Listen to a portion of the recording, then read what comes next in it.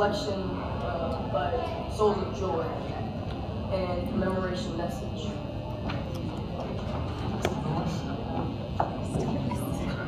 Good morning. Good morning. Good morning and happy Martin Luther King Day. Is that right? Yeah. I asked the young lady down here, I said, should we say happy MLK Day or Martin Luther King Day? And I think it's more appropriate. It's power in words. So it's not, Dr. King was more than just 3 initials, right? Happy Martin Luther King Day. Let's remember that.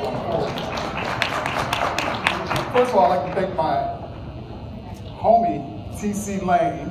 I'm sorry, you're president of the local chapter of NAACP.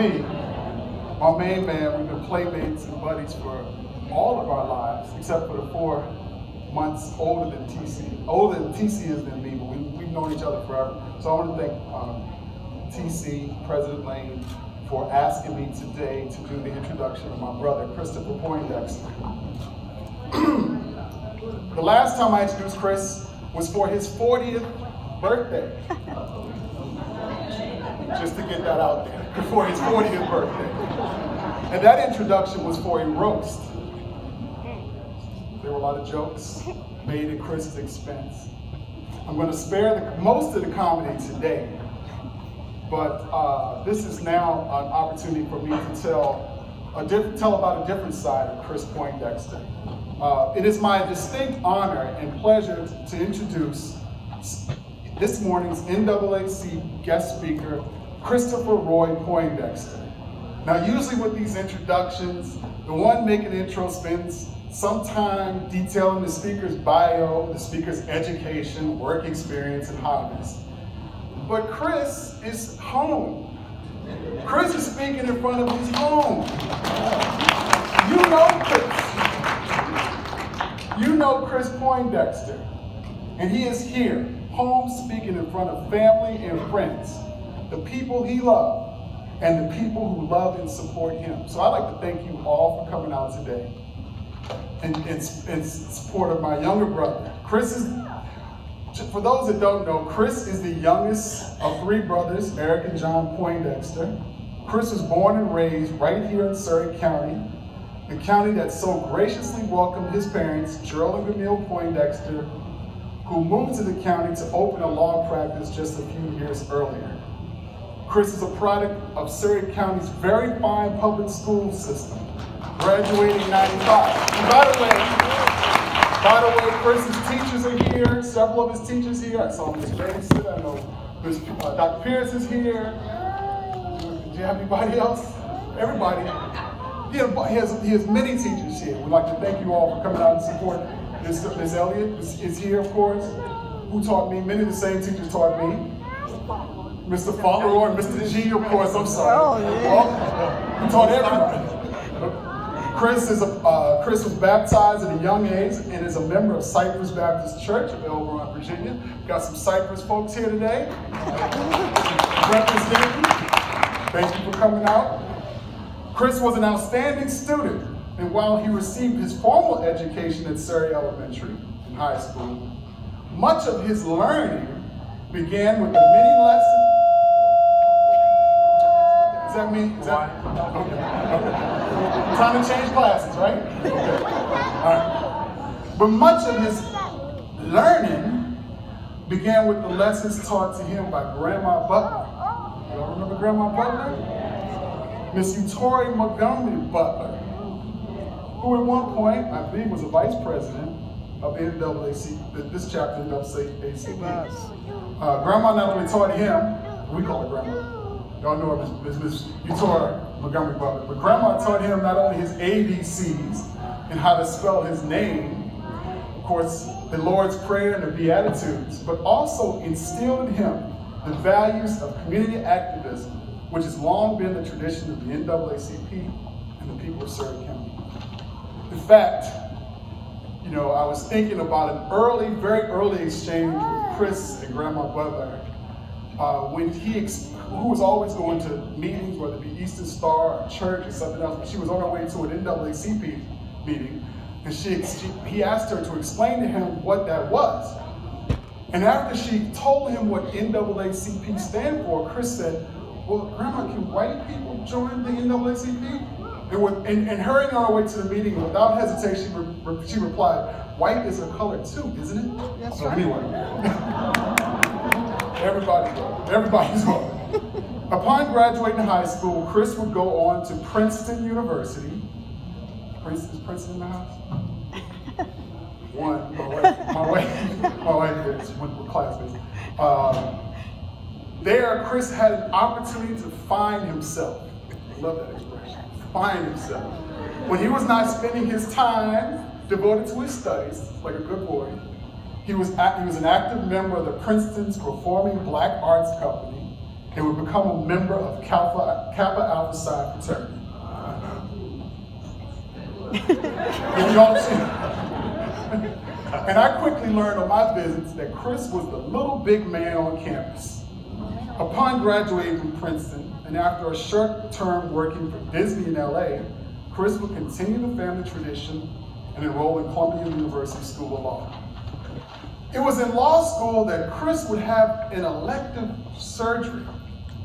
Perhaps you've heard of this. It's a very delicate procedure where he attached himself at the hip to a beautiful young lady and classmate, my sister-in-law, Carlita Higginson. That's right here. Carlita. I remember when he met her. I remember he called me the day he met her. That was many years ago. That union would, of course, produce 7-year-old twins, Jackson and Noah Poindexter. Nephews, put your hands up. We're regular twins. And by the way, they're sitting with my wife and my son, John, and Stephanie Pope. And again, we're all here to support Chris. Chris has been practicing attorney in New York City since 2004. He is currently general counsel for Caden Media Group and was recently promoted from vice president. He spends his free time, He spends his free time with his family, and continues his effort to merge his passion for filmmaking while working and serving the community. He produced a short film called Their Eyes Were Watching Gummy Bears, Their Eyes Were Watching Gummy Bears, a comedic short film about the last day of school for a group of black children at Princeton, unsure about the future that lies ahead for them. He is also the creator, writer, and producer of the YouTube web series, Brooklynification. Everyone has YouTube, go out there and watch it. It's a lighthearted look at the gentrification in New York, which was picked up for its second season and is scheduled to be released this summer. He also sits on the board of Real Works Teenage Filmmaking, a nonprofit organization which encourages and provides an outlet for minority filmmakers in underserved communities. Its mission and goal is to give young black kids the training and access to the tools needed to tell their story through film. Chris may one day introduce the world to the next Spike Lee. So without further ado, my dear friends and loved ones, I present to you my dear baby brother, my best friend in this world, son of Surry County, and just an overall swell guy, Christopher Roy Poindexter, Esquire.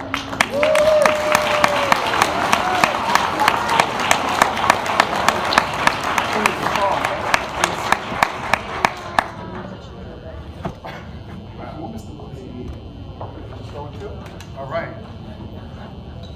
Well, I don't think the musicians are back yet, so I think we might as well, I guess we'll wait for them to come back.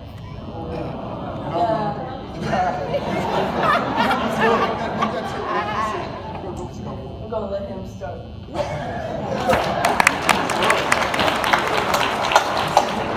How is everybody doing today? Hello, Surry County. I'm excited, super excited to be here, and I'm gonna get into it, but there's a couple of things I wanted to do. I didn't know if I could do this with being at the school, but I want to start with the Lord's Prayer, so everyone please bow our heads. Our Father, which art in heaven, hallowed be thy name. Thy kingdom come, thy will be done, on earth as it is in heaven. Give us this day our daily bread. Give us our trespasses, as we forgive those who trespass against us. Lead us not into temptation, but deliver us Amen. All right. And now, I want to try something else. I don't know if this is going to work, but I need some energy. I need some energy from y'all, and we're going to loosen up, so we're going to try this. Might not work, but I'm going to say something I want y'all to repeat after me. And I think you might catch the drift once I start. All right? We ready? Yeah. Everywhere we go, people want to know, who we are, and this is what we tell them. We are the Cougars, the mighty, mighty Cougars. Is that it? That's it, right?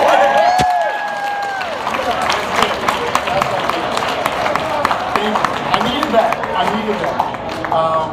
I'm going to tell you guys the truth. I was very, very nervous when I got the call from TC. I was super excited. It's absolutely an honor to be here to speak to you all. But then as the day approached, I started thinking about it. I spoke to TC, he said there's going to be about 300 people here, and I started getting those butterflies in my stomach. And I was up last night, my wife would tell you, 2 o'clock, 3 in the morning, she was looking at me. She trying to go to sleep, got a big trip to New York today. After we leave here, I was very nervous. And then I walked in here, and I saw you all. And it just kind of went away. Right? Because I was home. I saw the smiles, I saw the energy, I saw the love and the strength, and all those fears and all those concerns just kind of disappeared, and I'm just happy and excited to be here to address you guys. This year, just as a personal, is a very monumental milestone year for me, because 2018 will be the first year where I have lived somewhere else longer than I lived in Surry County. So I left Surry County when I was 18 years old to go off to college. I moved to LA for a little bit, went to law school, I moved back to New York, or to that area in 2000, and I've been in New York ever since. So by the end of 2018, I will have been in New York City longer than I actually spent in Surry County. Now, having said that, I could be in New York 40 years, and this will always be my home. I will always appreciate this place. And as I get older and spend more time away, I appreciate more and more what this community and what this place has done for me and given me the upbringing that it's given to me. Especially as I begin to raise my own boys, or in the middle of raising my own boys, I spent a lot of time thinking about, well, what was so special about my experience and what can I recreate for them and bring those values to where I am. And the fact of the matter is, there's a lot of things I can do for them. New York has a lot to offer them, but there are certain experiences that they're going to miss out on. And certain experiences, these experiences are fundamental to formation of who I am and fundamental to any sort of success or good fortune I might have. And I'll give you an example of one of those differences between my boys' experience and my experience. So we were walking down the street in Brooklyn the other day, and we ran into one of their teachers. It was their preschool teacher. And she was like, "Hey, Jackson, hey, Noah." And she kept it moving. She spoke. The boys didn't know what to do. They were just, the idea of seeing a teacher outside of the school just blew their mind. I think they thought they lived inside the school or whatever. So, they kind of, hey, they looked at me, looked at the teacher, and they were a little shocked. Now, back when I was growing up in Surry County, I would go to school. For example, I would go to kindergarten, spend all day with Dr. Pierce, leave school, come home, and sit in the kitchen with my mom would be Dr. Pierce.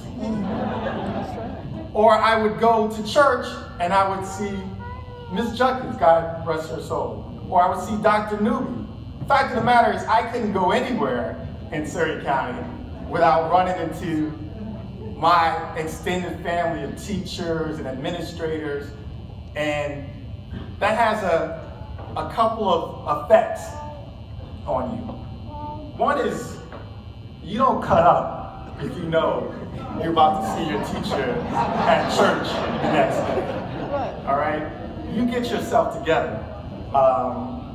And also, with all those people pulling for you, all those people invested in your success and your well-being, it's much easier to succeed with all those people behind you. Our teachers were our families, our friends, our family friends, our fellow church members.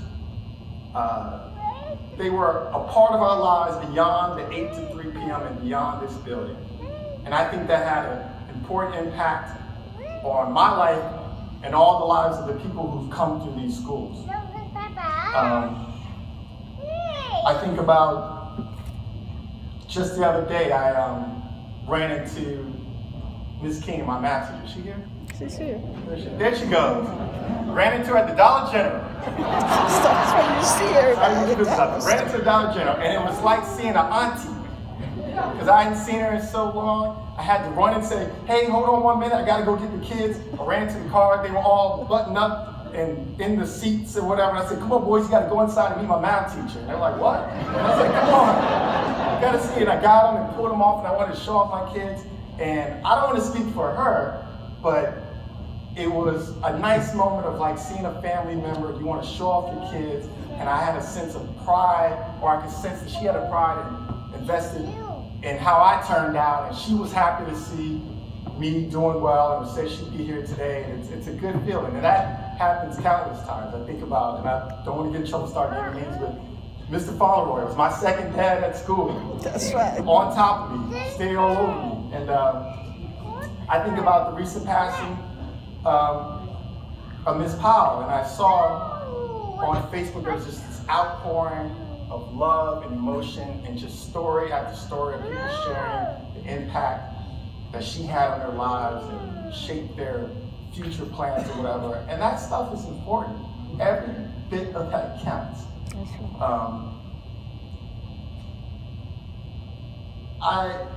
So come home.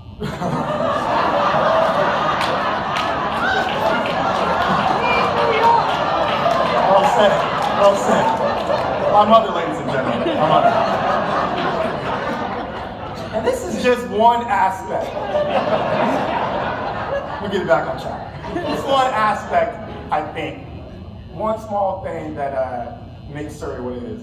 I was reminded today when I got up on this podium and I saw all these young people up here speaking before. This is the biggest crowd I've ever spoken in front of. This is these children. This is their first, or maybe not even their first. This is something they're used to. My man just got up here and he knows what he's doing up here, whatever. I just don't think you see that everywhere else. I think that is what's things that is special and unique about it. And I'll tell you, I left here, I went to Princeton University. I'm gonna say it, not to brag, the #1 school in the country. And you couldn't tell me nothing. I was there, I could, kids with these fancy private schools, I was right there with them, and this place gave me the confidence to do that. I wanted to write down and sort of describe what makes Surry special, and I think Surry County has a long tradition of activism and its commitment to the education of its young people. And that activism and commitment has created a tight-knit community that encourages excellence among our young people and teaches them that the sky is the limit. And I think that's what is special about Surry. But as I've been getting older, I've been spending a lot of time thinking, well, why? Why here? Why did it happen this way? Because a lot of places it didn't happen, right? There's a lot of majority Black communities where people did not get empowered and make the changes that made this place special. So I decided to do some research and started to look into the history. I was invited by TC, and I said, all right, if my dad were doing this, he would read some books, and he would would share stories and history, and he loved doing that. He was a big history buff, and every time he ever had a chance to speak, he would share something that he's learned. So I'm going to attempt to do that today. It'll be very brief. I know you got a lot of things other to do, but here's the story that I grew up learning, and I thought that was the whole story. And after this research, I learned there's much more to the story. So, very briefly, 1954, the Supreme Court Brown versus Board of Education ruled separate educational facilities are inherently unequal. Monumental decision. And it eventually ruled that school desegregation must take place at all deliberate speed. Now, in Virginia, all deliberate speed took about a decade, as there was resistance and efforts to stymie that Supreme Court decision on the local level. You know, though I've read a lot about the civil rights movement in school, and it's something that my dad talked about all the time, I don't think I ever realized that what I was, and this is just a very personal thing, I don't think I realized what we were reading about in textbooks and what we saw when we watched Eyes on the Prize and read about Dr. Martin Luther King, what was going on this national level was also playing out on the very, very local level, was also playing out right here in Surry County. I don't think, maybe you have to be a little older to appreciate that, whatever. And so I didn't realize the form that the resistance in Surry County took. I didn't realize that there was once a white public school and a black public school. And then when they were forced by decree to integrate the schools, the local government decided, that's easy, what we'll do is we'll shut down the white public school, turn it into a private school, and then we will provide scholarships and money for kids to go to this private white school. Meanwhile, we'll take that money away from the public schools. See, you guys know this. This is, maybe this is me talking to the young people. This is something, I've started just to appreciate with my older age or whatever. And then the other thing about this is a side note, but Betsy DeVos, right, the Secretary of Education, she talks a lot about school choice. She talks about vouchers. And I'm not personally against vouchers, but it sounds very similar to what was going on in school when you talk about taking public money, giving people the ability to take money out of the public system and go to other places, maybe less diverse places. That's what she's talking about. But anyway, that's a side note. So the story I was always told or learned in Surry was that the people of Surry County were not having it. They organized. People like C.C. Pettaway, Lee Jones, Ray Peace, families like the Elliots, the Ellises, the Wallers, the Cypresses, the Hardys, the Birds. And I'm sorry to start. TC said, don't start naming names. I'm gonna get in trouble. With the Hardys. And they organized and elected the first Black majority board of supervisory government in the country, my mom was telling me. It was one of the first three in the country. By electing Edward Johns, Mr. Walter Hardy, and Mr. Sherlock Holmes. First in the country. And they got to it. And that's the story I know because that's how my parents came to Surry County. My dad was hired as a county attorney in 1972, the first Black county attorney in the country. My mother was elected Commonwealth Attorney in 1975, first black elected in the country, also first woman elected in the country. 1977, Dr. Penn is invited to come to Surry, God bless his soul, and led the turnaround in the school system,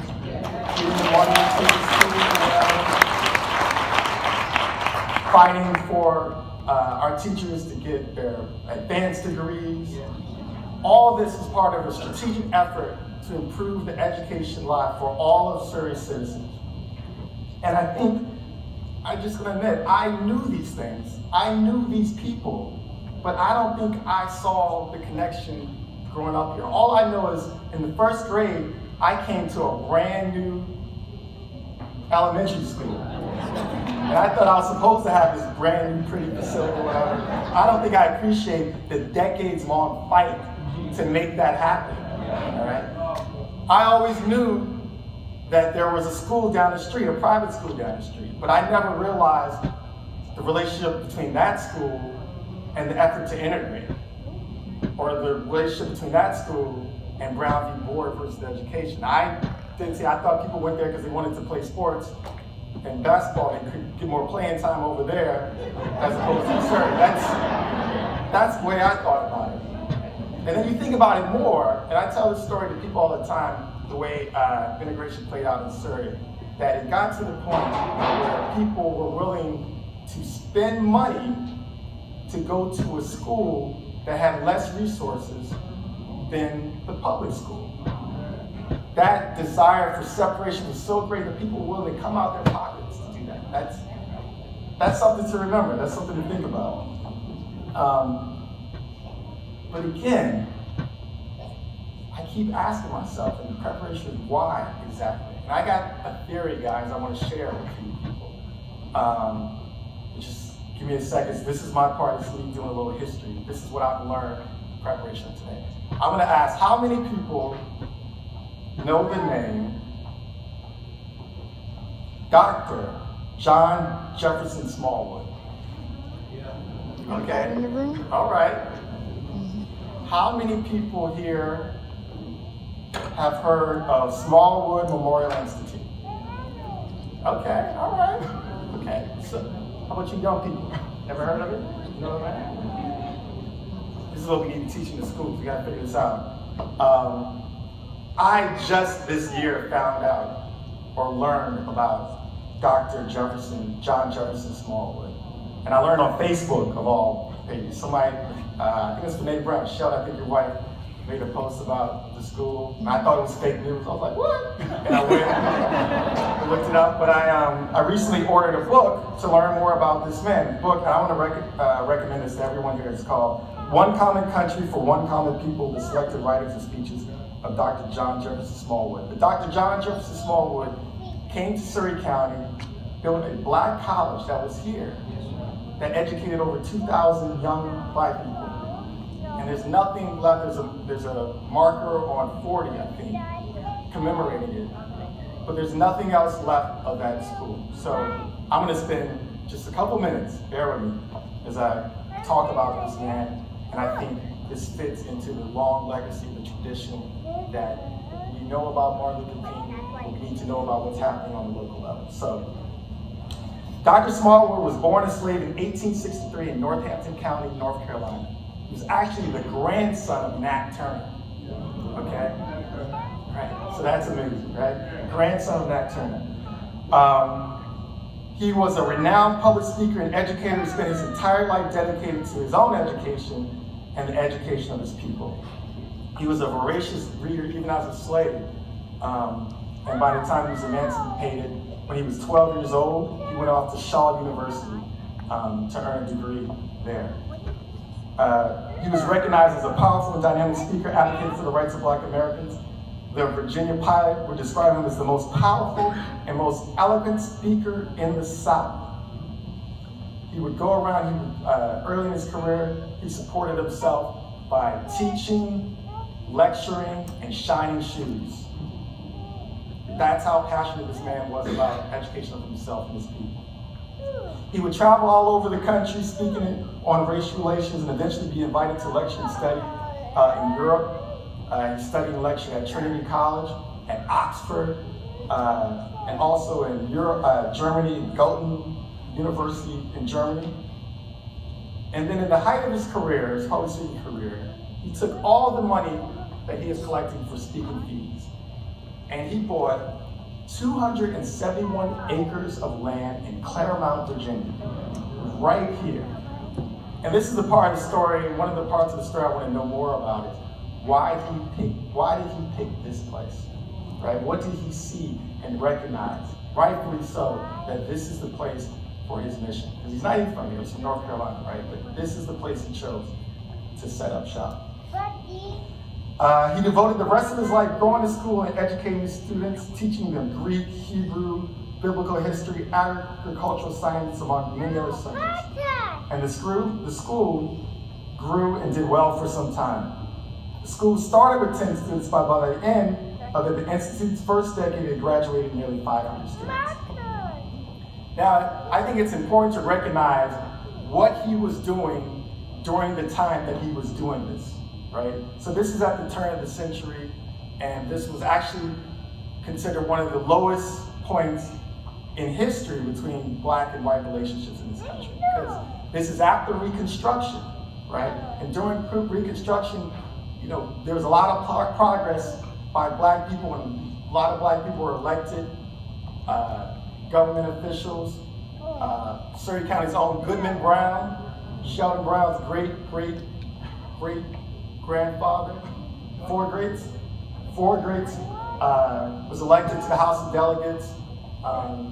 And the fact is, people don't react very well to a black person attaining the highest office in the land. If you know, it sounds familiar, right? I said I'm not going to say his name. No one said it so far, so we can do this. But whenever there's that sort of progress, it is always accompanied by a backlash. And this backlash after Reconstruction is fierce. Okay, this is the height of lynchings in this country. There's a resurgence of the Ku Klux Klan in this country. And it so happens, maybe not coincidentally, this is also the period where that Confederate statue was put up in Surry Town Square. We'll put that to the side for a second. We'll come back to that. My mom's a much better speaker on that topic. So that this man was teaching young black people and advocating for black rights at the turn of the century was radical and a very dangerous job. And the fact of the matter is, the work, the difficulty of it, set him back or took a very large toll on his health. And he was struggling always to raise money for the school.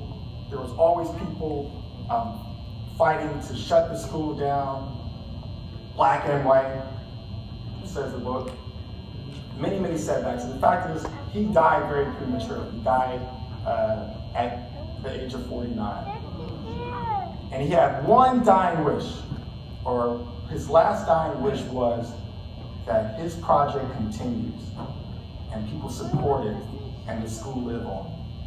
And so the school changed hands a couple of times. It ultimately ended up in the hands of Marcus Garvey's United Negro Improvement Association in 1926.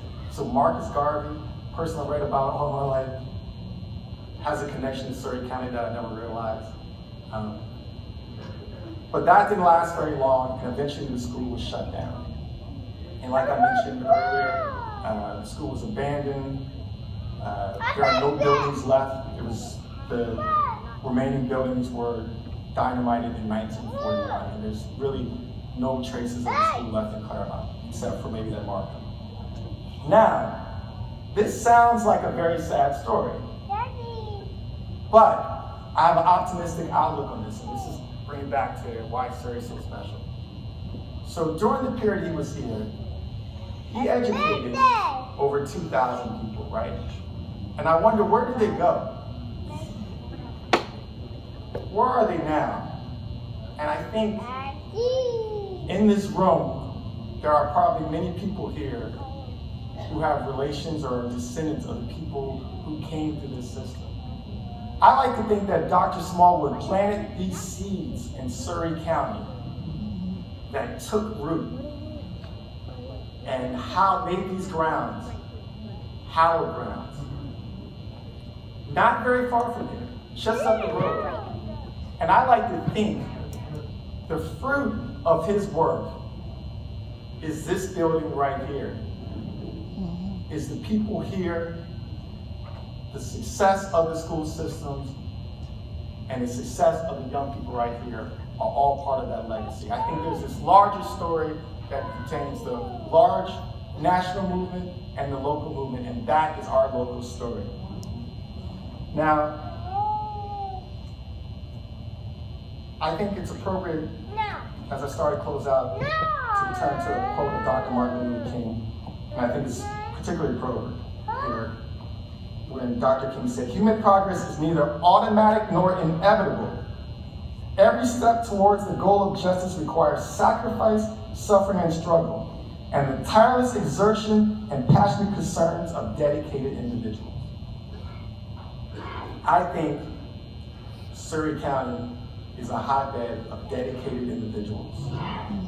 And these dedicated individuals have paved the way for people like myself, like these young people, to think the sky's the limit and they can do whatever they set their minds to. But I must warn you, as we saw before, history is a pendulum that swings back and forth. Progress is swimming upstream against injustice and indifference. And if you stop swimming for 1 second, you're going to be taken back. So Dr. Smallwood did the work, made progress, and then the current started to pull back. And then the leaders of the revolution here in Surry picked up the mantle, swung forward, and moved it ahead for us. And I guess my concern is that we might be in one of those times right now where the current against us is strong and there's forces trying to pull us back. But I think we're here today saying we're not going back. We are not going back. And I look around and I see many of the leaders for the next frontier, the next battle that needs to be fought. And I thought I would see it just among the young people, my classmates, those folks in the back, but I also see it up here on the stage. I saw the name Terry Lewis on the and I was like, oh yeah, my dad's friend, Mr. Lewis, is going to do it. Come to find out, it's the grandson. How great is that? That's how it's supposed to be. And a part of not going back is to remember where we've been and how far we've come. We need to remember Dr. Smallwood. We need to remember Dr. C.P. Penn. We need to remember C.C. Pettaway. We need to remember Lee Jones. We need to remember Ray Peace. We need to remember Miss Flossie Gilchrist. We need them taught in these schools. We need monuments to them. You know,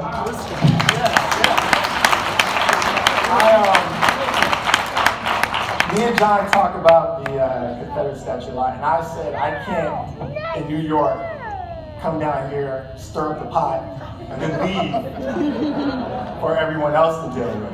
So I'm not going to do that. My mom's here to stir the pot.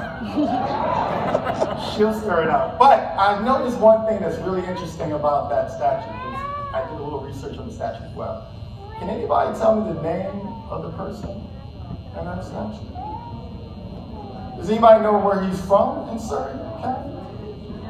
Do you know any of his children? Do you know what church he went to?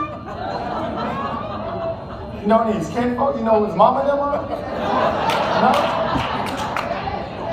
Oh, we don't know? Oh, it's a trick question because he's not a real person. He is a myth. A story people tell themselves to feel good about the history. But we got our own stories to tell. With real people who are here and in the flesh, and we know them. So let's do our part to honor them. That's it. I'm done. That's it. Last thing I want to say is,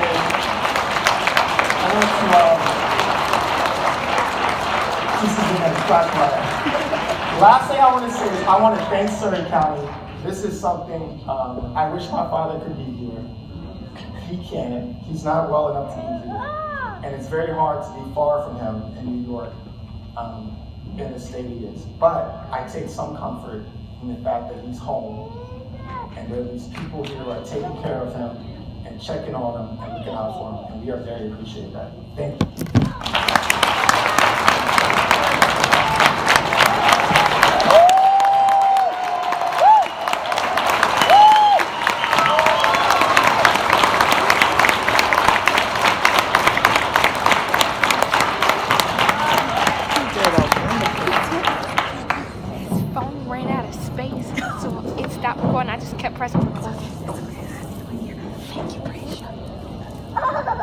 Now we will have a presentation and remarks by T.C. Lane, the president of the Surry County branch NAACP, and a closing selection by Souls of Joy, followed by retirement of the Jersey Color Guard and a benediction by Reverend Talitha Washington, co-pastor of the First Baptist Church of Claremont.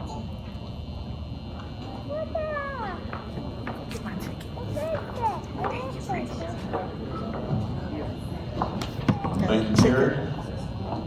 Let's give our speaker another round of applause.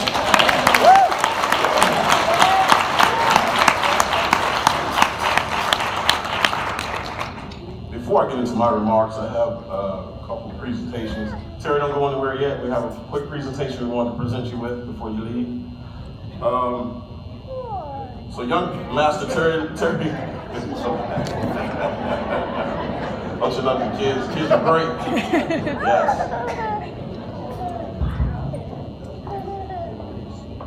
So Terry, on behalf of the Surry County NAACP, we want to present you with a small token of appreciation for stepping up to the plate and making our program a success. Thank you.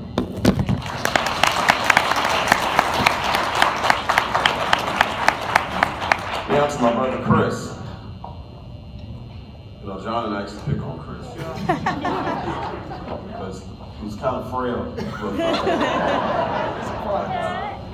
John would grab him by his ones and lift him up. He said, "Look what I got." But Chris, we love you, man. Surry County is proud of you. I know your mom and dad are proud of your family. We love you. We want you to come home. But I get it. And I'll tell you this, when I called, I hadn't talked to Chris in a while, and he's been in New York for some time now. So when we got on the phone, I got that Brooklyn accent. And I said, is this Chris? Yeah. And I thought, okay. He's from New York now. But I'm so glad he accepted our invitation. He did us well today. Once again, thank you, Chris.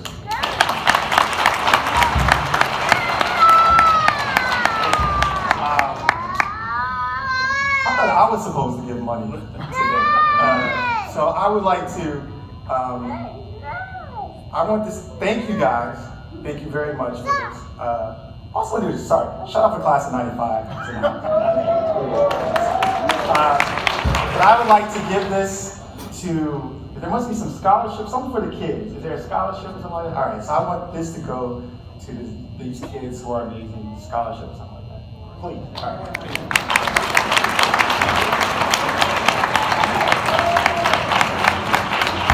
So this year we tried to do something different. We had the Souls of Joy. Let's give it up for the Souls of Joy. Now at this time, when you came in the door, everyone was given a green ticket. That's what I do. You have a green ticket.